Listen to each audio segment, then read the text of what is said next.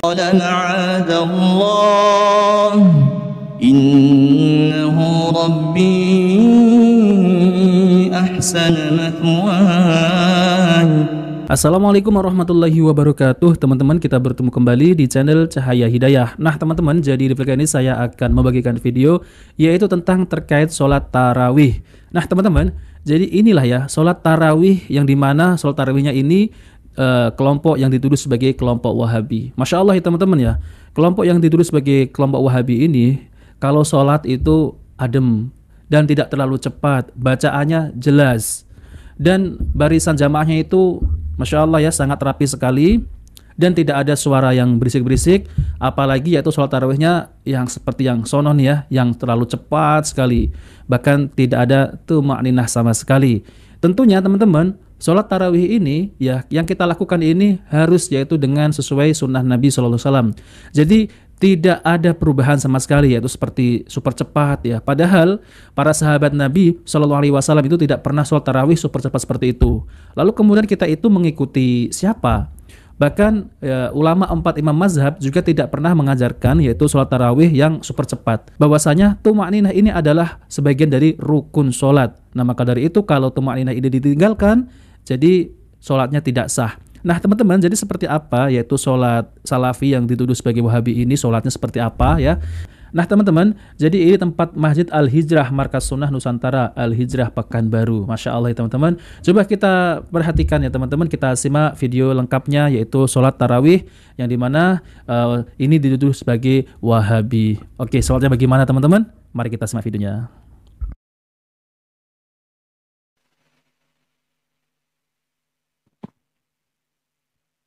استووا واعتدلوا قيموا صفوفكم وتراصوا سدوا الخلل tunggu sedapatkan saf.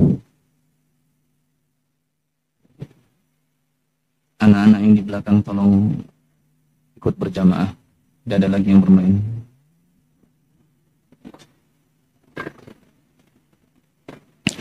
Allahu Akbar.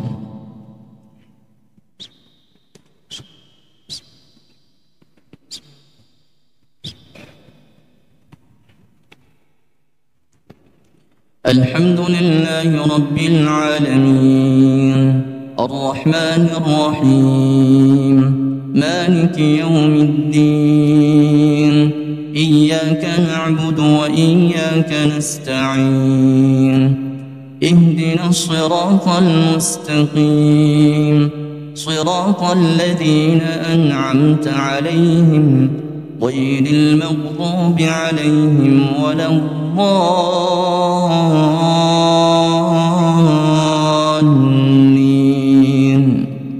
آمين.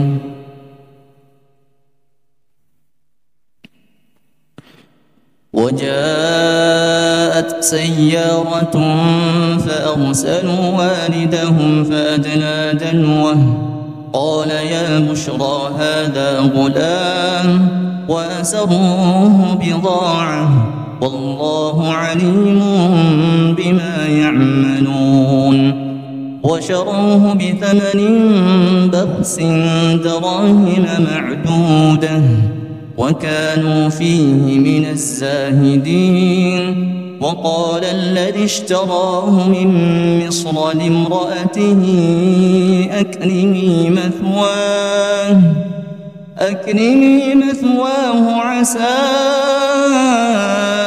أن ينفعنا أو نتخذه ولدا وكذلك مكنا ليوسف في الأرض ولنعلمه من تأويل الأحاديث الله غالب على أمره ولكن أكثر الناس لا يعلمون.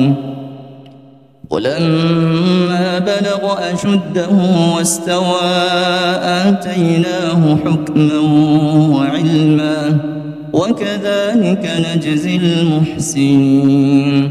وراودته التي هو في بيتها عن نفسه وغلقت الأبواب وقالت هيت لك قال معاذ الله إنه ربي أحسن مثواي إنه لا يفلح الظالمون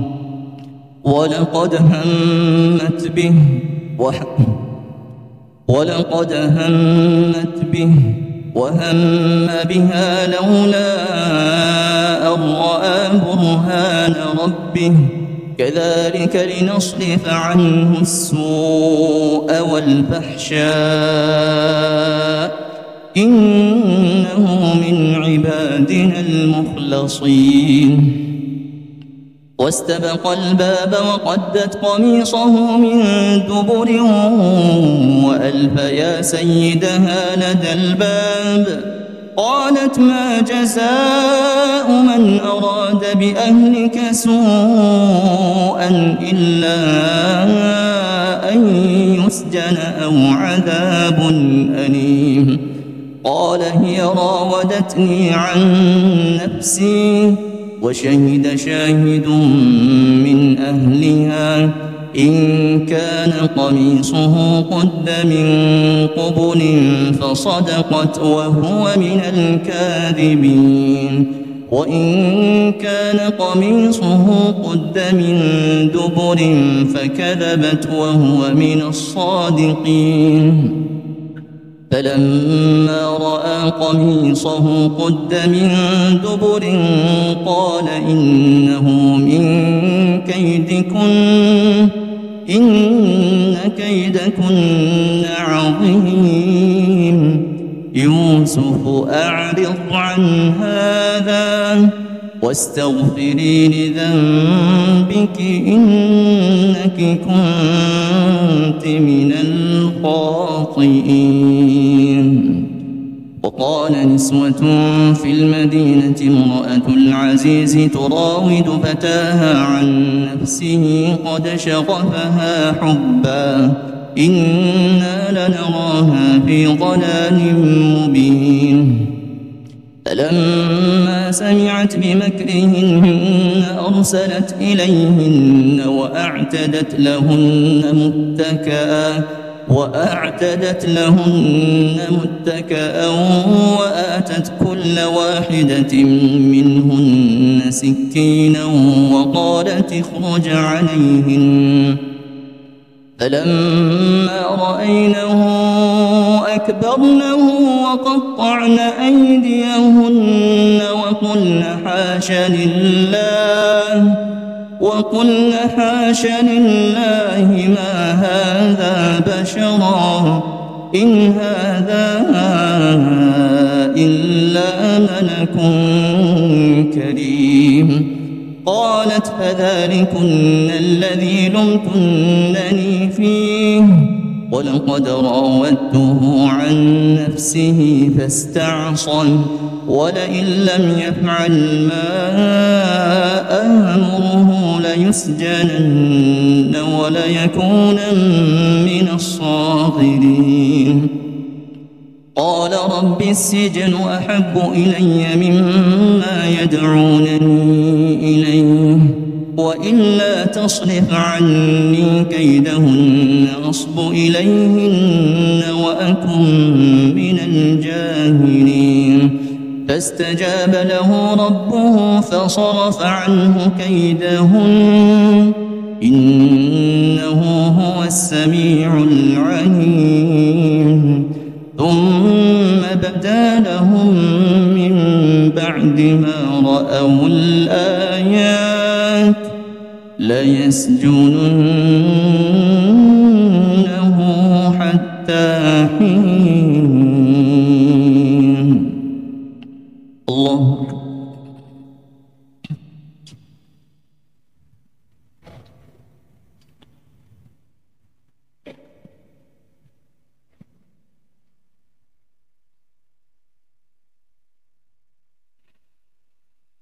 سمع الله لمن حمده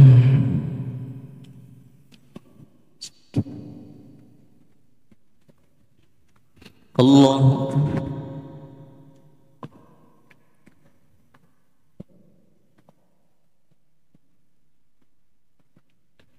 الله أكبر.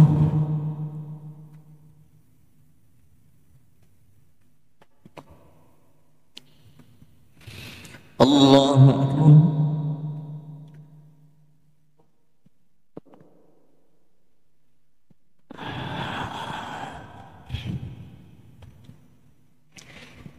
الله أكبر. بسم الله.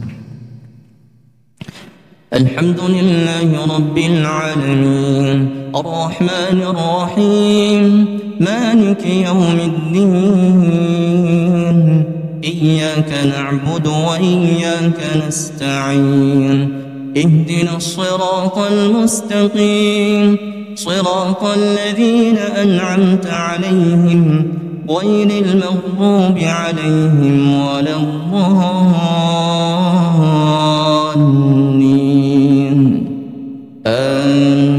Nah teman-teman yang dimuliakan oleh Allah Subhanahu Wa Taala, jadi itulah ya sholat tarawih ya orang-orang yang dituduh sebagai kelompok Wahabi.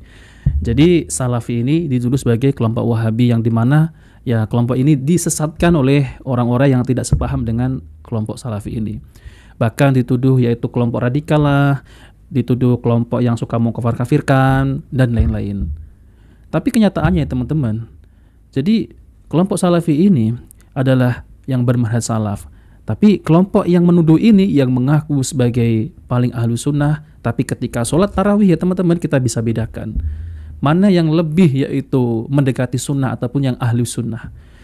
Ya jelas-jelas teman-teman ya, kalau kita tarik kepada zaman Nabi SAW, yaitu Nabi dan para sahabatnya, itu tidak ada yang sholat tarawih itu ya hanya 10 menit ya teman-teman. 23 rakaat sama witir itu 10 menit itu nggak ada. Nah kalau kita bandingkan ya teman-teman ya, kalau kita bandingkan yang dituduh sesat ini kalau sholatnya bagaimana, Masya Allah ya teman-teman. Sholatnya, bacaannya, tajwidnya, lalu kemudian gerakannya tidak cepat-cepat, tidak terburu-buru, dilakukan dengan santai, suara imamnya juga merdu. Bukan itu saja teman-teman ya. Jadi apa? Jadi kita sholat tarawih sesuai dengan sunnah Nabi SAW, tidak terburu-buru dan tidak berisi seperti amin gitu, kencang sekali gitu teman-teman ya. Dan bahkan ada yang seperti ya, yang saya tampakkan video yang sebelumnya itu, sholat tarawihnya itu main-main. Ya, kita bisa lihat ya teman-teman ya, kelompok ini yang dituduh sebagai Wahabi ini didikannya itu sangat ya tentang terkait masalah agama ini sangat ketat sekali. Jadi sholatnya itu nggak main-main ya, seperti ini ya teman-teman. Ini sholat apa ini ya? Ini sholat tarawih, tapi kok seperti ini, kakinya di atas, ya, kepalanya di bawah. Ini main-main. Ini sama halnya ya, sholat itu gerakan-gerakannya dibuat candaan. Sholat itu bukan candaan. Hati-hati ya, jangan ya sholat dibuat candaan. Sama saja ini adalah mengolok-olok, yaitu sunnah Nabi SAW, yaitu sholat tarawih. Gerakan-gerakan sholat tidak boleh dibuat candaan, ya teman-teman.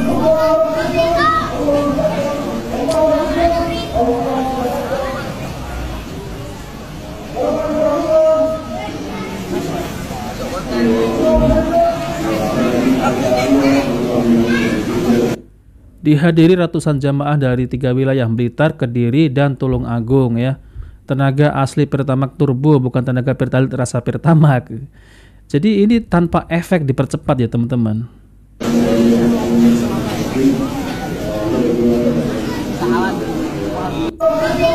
Coba lihat ya, gerakannya ini nggak ada tumak nina sama sekali, dan softnya juga nggak rapi teman-teman ya, nggak sesuai dengan sunnah Nabi.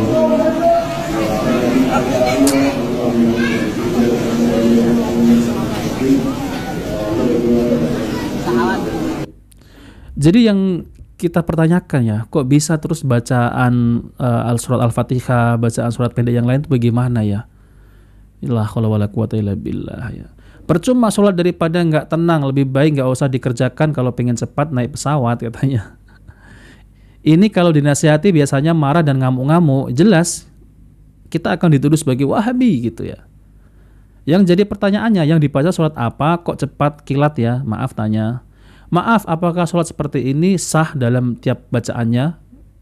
ya maaf, apakah sholat seperti ini sah dalam bacaannya? Ya sholatnya nggak sah teman-teman ya, nggak ada tumak ninah. Jujur mana sholatnya nggak dapat, hanya dapat capek, iya, hanya dapat capek. Di mana ulama-ulama hebat Indonesia, apa tugas jabatan agama Islam di sana? Entah ya kali teman-teman nggak ngurusi ini apa ya. Ya mungkin sudah dinasihati, tapi ya masih ngeyel dan alasannya adalah tradisi. Ya seperti itu ya teman-teman. Sangat disayangkan sekali ya. Kita ini ya bisa menjumpai, bisa ketemu lagi bulan Ramadan ini sangat bersyukur sekali teman-teman ya. Karena kita akan ya fokus untuk beribadah kepada Allah Subhanahu wa taala ya, yaitu perbanyak amalan-amalan yang soleh ya, amalan-amalan yang baik, amalan-amalan yang bermanfaat. Tapi sholatnya saja seperti ini, semestinya ini sangat malu sekali ya. Kita ini sholat menghadap Allah Subhanahu wa taala teman-teman ya. Bagaimana ini ya? Sholatmu seperti ini, sangat disayangkan sekali ya teman-teman ya. Kita sebagai seorang muslim ya, kita sebagai muslimin yang taat beragama, tapi ketika sholat seperti ini, la haula wala quwata illa billah. Nah oke teman-teman, jadi itu saja yang ingin sampaikan. Jika video ini bermanfaat, jangan lupa like dan subscribe di channel Cahaya Hidayah. Wabillahi taufiq wal hidayah. Wassalamualaikum warahmatullahi wabarakatuh.